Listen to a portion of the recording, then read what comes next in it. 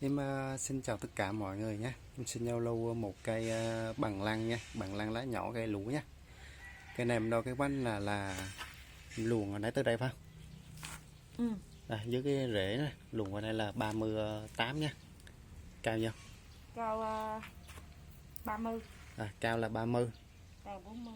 Còn tèm đo từ cái chớp tán này bay qua đây là 40 ha. 40. 40. Cái này cái bề lũ nha. Mình lũ này. Đây, nó mấy cái cành sống nha. Sống bên đây. Rồi quay.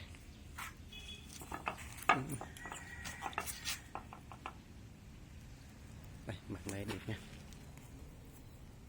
Cái già này. Đây, có bộ tàn.